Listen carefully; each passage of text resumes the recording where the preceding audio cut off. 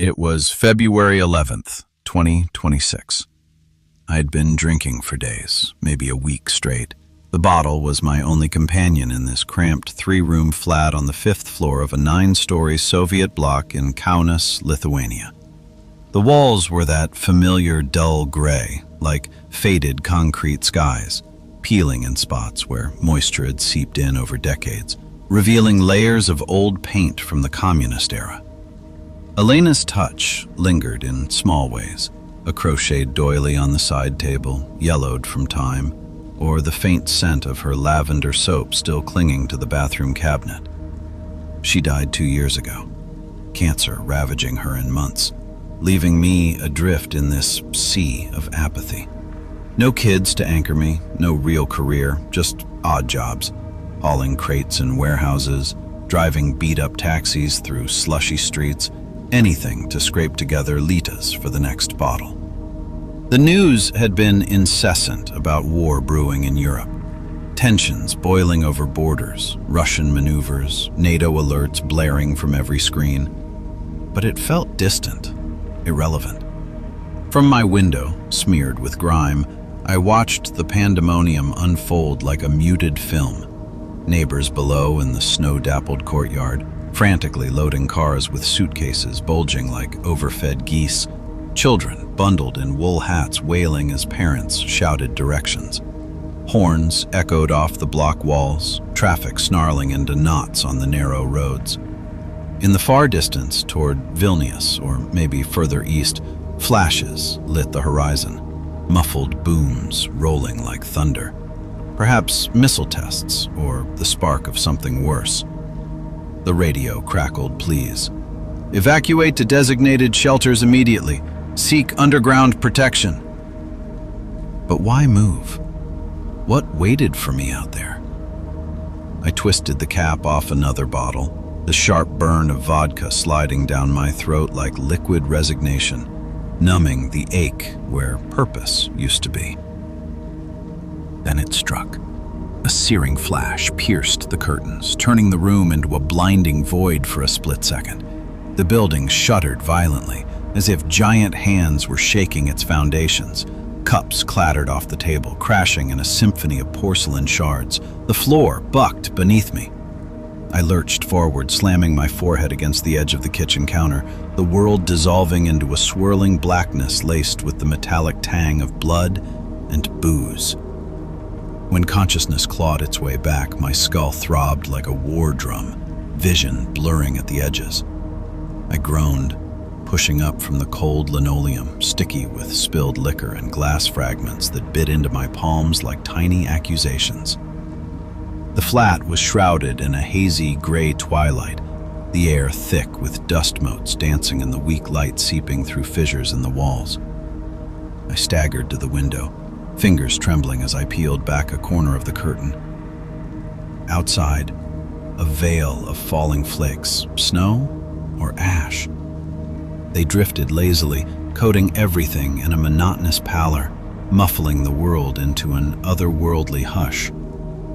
The courtyard below lay desolate, cars abandoned haphazardly, doors yawning open like silent screams, half buried under the accumulating gray blanket. No frantic figures, no cries echoing up. No one. Not even bodies twisted in agony, just an inexplicable void, as if the blast had simply erased them, leaving only their shadows imprinted on the snow ash. The silence was profound, oppressive, broken only by the mournful whistle of wind snaking through cracks in the building's aging facade. Power vanished. The fridge's hum silenced, lights eternally dark. The tap sputtered a final dribble before going dry like a dying breath. Phone screen, blank, no signal bars mocking me. Internet, a relic of a connected world now severed. Panic bloomed in my chest, a cold flower unfurling petals of dread. "What in God's name?" I whispered, voice hoarse, echoing off the empty walls. Nuclear war. That had to be it. The flashes culminating in apocalypse.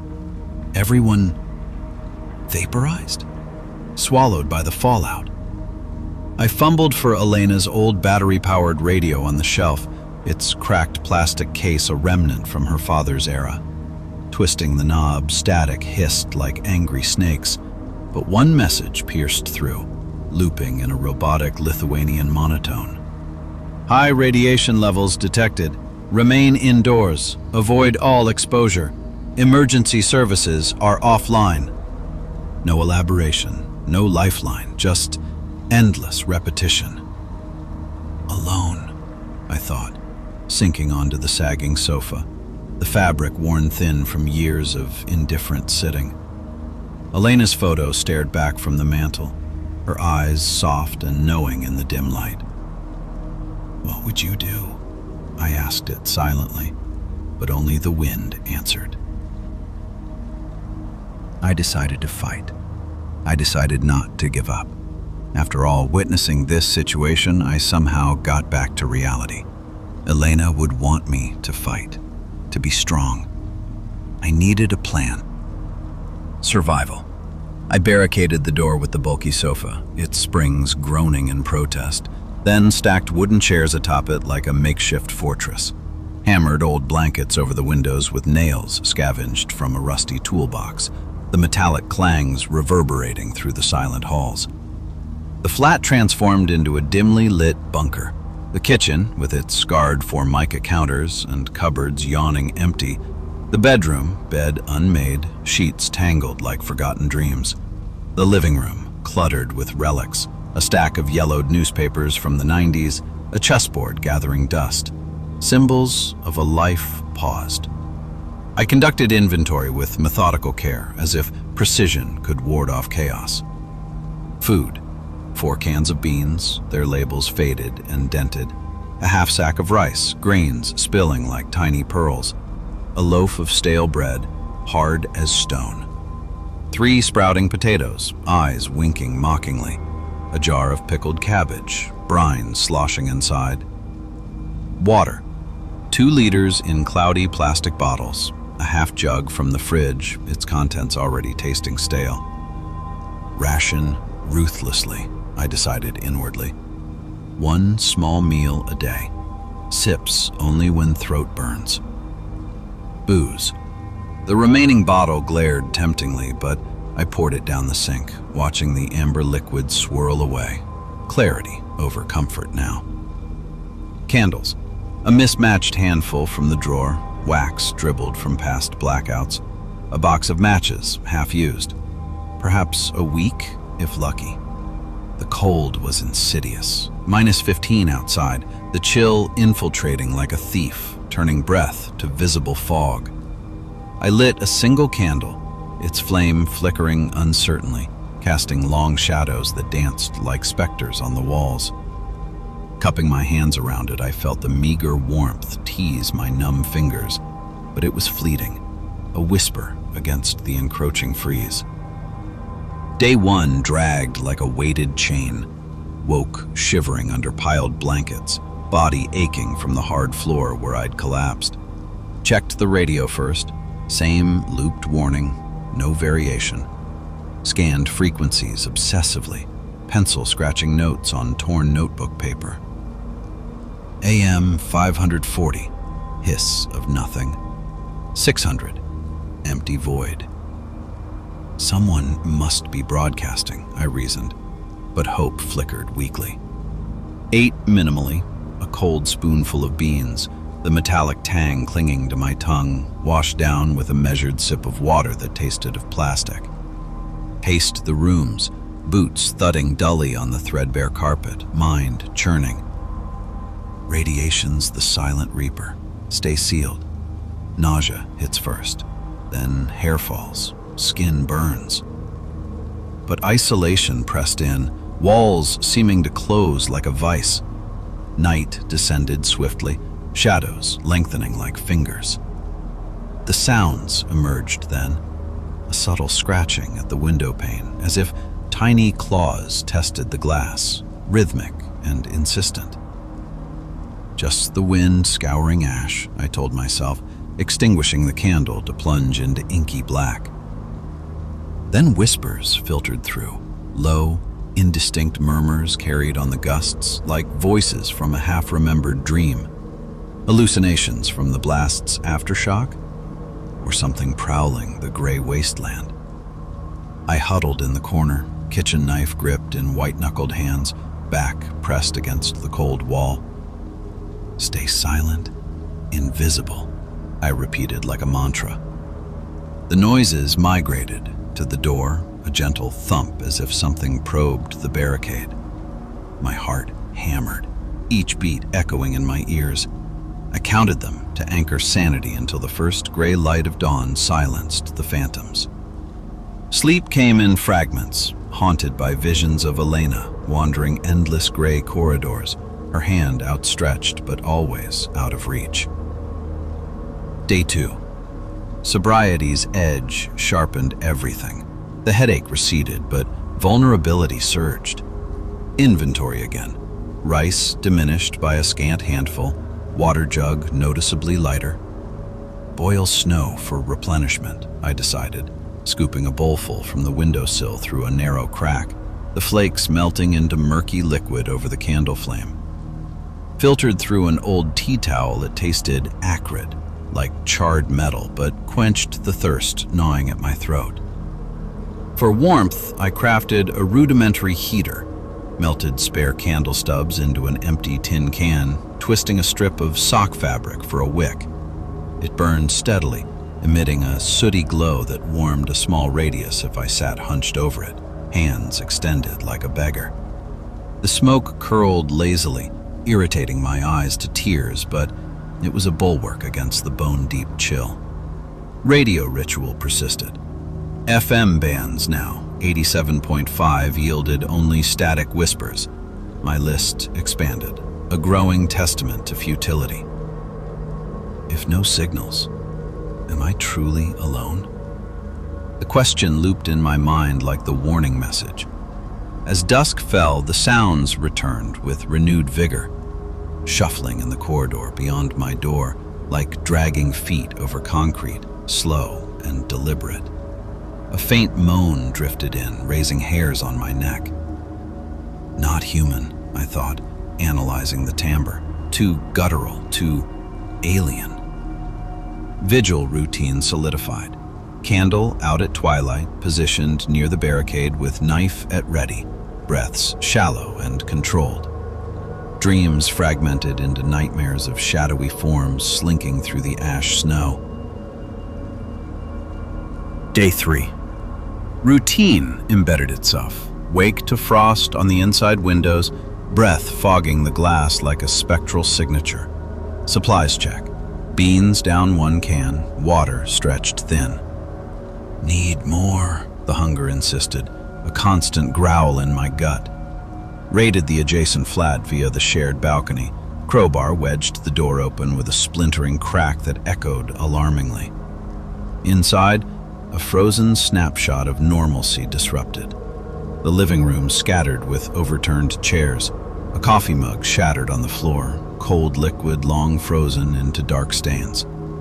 Kitchen cupboards yielded treasures, cans of vegetable soup, their labels curling at edges. Tinned sardines in oil, slick and promising. A cluster of water bottles, plastic crinkling under my grasp. The bedroom, rumpled bed sheets, a woolen blanket folded neatly as if the owners expected return.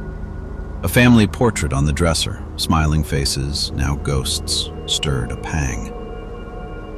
Where did they go? I dragged the haul back, muscles straining, the weight a tangible victory. Sorted it meticulously on my kitchen table, stacking cans by type, measuring water into portions. This extends to 10 days, I calculated, a spark of strategy amid despair.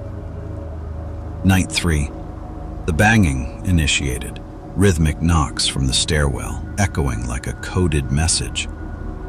Knock, long pause. Knock.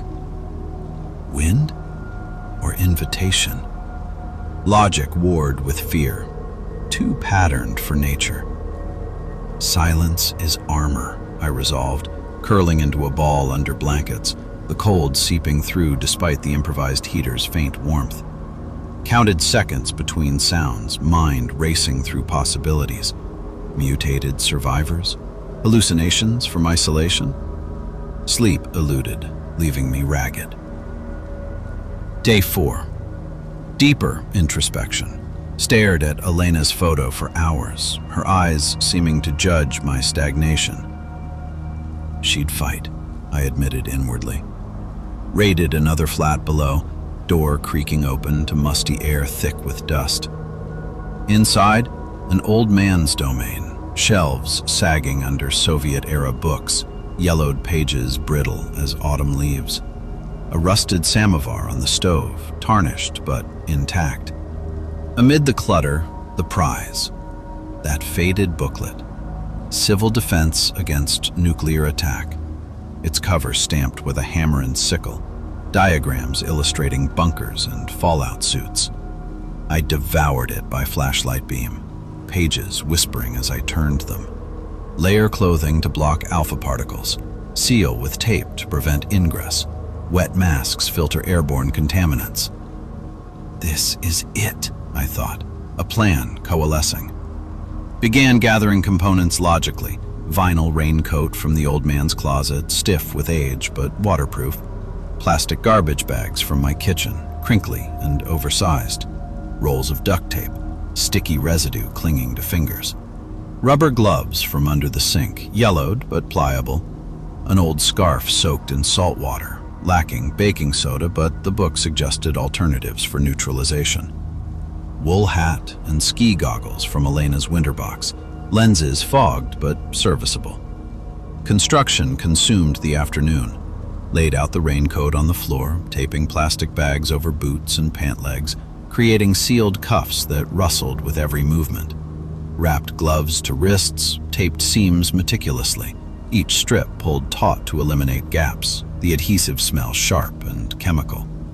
Soaked the scarf in brine, wrung it out, tied it as a mask, damp fabric cool against skin. Added the hat and goggles, the ensemble bulky, restrictive, like donning a second awkward skin. Functional, I assessed, testing mobility in the mirror. Reflection, a grotesque figure, part scarecrow, part survivor. But doubt lingered. Will it hold against the invisible poison? Radio scans, 88.0, silent. List now a page long, pencil marks blurring from sweaty hands. Night 4. Whispers intensified, slithering under the door like smoke, words almost discernible but maddeningly elusive. Taunt or trick? I pondered, vigil unbroken, knife in lap, heater's flame a solitary companion, casting flickering shadows that mimicked the unseen threats. Cold gripped tighter, joints stiffening, but resolve hardened. Day 5. First test of the suit, cautious, incremental. Donned it fully, the layers sweltering despite the chill, mask muffling breaths into labored huffs. Stepped onto the balcony, exposed but close. Ash snow crunching under plastic-wrapped boots. 5 minutes. Monitored for symptoms, no immediate dizziness, no metallic taste amplified. Back inside, stripped layers, heart racing. It works. Maybe. Inventory. Supplies bolstered from prior raid, but dwindling. Potatoes, soft now. Rice rationed to grains counted like currency. Night 5. Scratching escalated to gouges, as if claws raked the outer walls, vibrations humming through the floor. They're closer, fear whispered. Routine. Darkened room, mental rehearsals of escape plans. Sleep, a distant luxury. Day 6. Expanded scavenging, 2 more flats across the hall. First, a young couple's, modern amid the Soviet decay. IKEA shelves toppled, spilling books and gadgets, laptop screen cracked, useless. Kitchen, pasta packets, olive oil bottle half full, its golden liquid a rare luxury. Salt shakers, crystals spilling like tiny diamonds. Bedroom. Herbal teas in tins, their aroma a fleeting reminder of normalcy.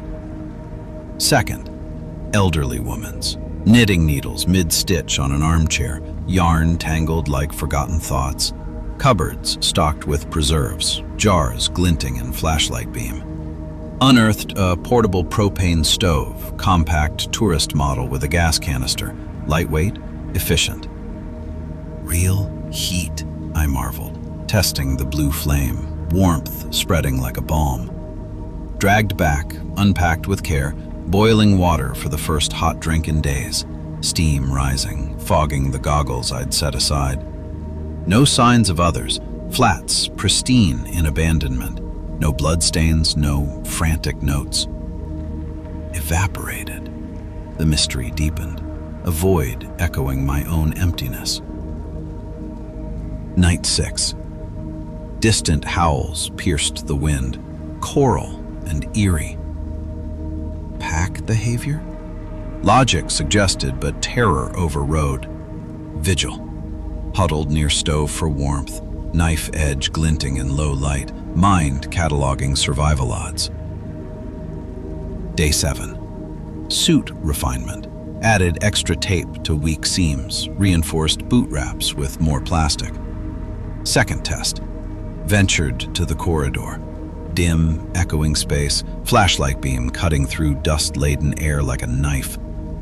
10 minutes. Paced the length, ash drifting in from stairwell cracks, Geiger-like caution, though no meter, just instinct. No nausea upon return, skin unblemished. Viable, I concluded, confidence budding. Radio. Persistent scans, 90.5 empty. Frustration mounting, but habit unyielding. Night 7. Thumps against the building's base, rhythmic like drumming, vibrations traveling up walls. Siege? Fear speculated. Routine unyielding, silence my shield. Day 8. Boulder test. Descended one flight of stairs in suit. Steps creaking ominously, air thicker with metallic tang. Explored an empty flat. Found lamp oil for heaters, alcohol burners as backups. 15 minutes exposure. Mild headache post-return, but attributed to tension. Limits pushing, I reflected, journaling symptoms in notebook margins. Inventory. Weeks worth now, but variety lacking. Craved fresh anything. Night 8. Murmurs evolved to growls, proximity unnerving. Adapt or die, inner voice urged. Day 9. Final prep. Full suit trial to building's entrance, peering into the gray beyond without stepping out. 20 minutes. Wind whipped ash against mask, visibility low but body held. No immediate fallout signs. Ready for the store. Decision crystallized, logic outweighing dread. Night 9. Culmination of noises, symphony of scratches, whispers, thumps, encircling, oppressive. Vigil tested resolve. Dawn, a salvation. Day 10. The store expedition. No more delay. Hunger and necessity commanded. Suited comprehensively. Layers rustling, mask damp, backpack strapped. Emerged into the gray maw, snow ash swirling in eddies, biting at exposed edges. Metallic ozone scent permeating. Path wended through alleys, looming blocks like monolithic tombs. Windows, vacant eyes. Abandoned playground evoked phantoms, swings creaking solo. A discarded mitten frozen, evoking shockwaves of loss. Elena's unfulfilled dreams of family. No life stirred, only desolation's hush. The store loomed. Producti sign askew, door warped. Inside, chaos preserved. Shelves askew, goods strewn. Canned meats amid debris, water crates stacked haphazardly, batteries scattered like forgotten coins. Rotting fruits emitted sour decay, but perishables intact. Loaded backpack to bursting. Meats, grains, essentials for weeks. Lacked bulk fuel. Settled for oil jugs, planning return. Trek back arduous. Load heavy, but triumph surged. Unpacked, stove-heated feast a ritual. Warmth infusing hope. Subsequent days honed skills. Suit upgrades, farther forays yielding no humans, only enigmas. No corpses, pure absence. Nights tormented with escalating cacophony. Then, amid radio static, the voice. Accented loop. Survivor in Riga. Bunker at 56.95 north, 24.10 east. If hearing this, come. But nights, they come. Silence. Connection. Hope ignited. Risk worth it? Planned exhaustively. Routes from booklet maps. Day treks evading nocturnal perils. Ruin hides. For Elena. For meaning. Departure, dawn. Unbarricaded, gear shouldered. Flat, a forsaken sanctuary faded behind. Into gray uncertainty, toward that beacon, or fate.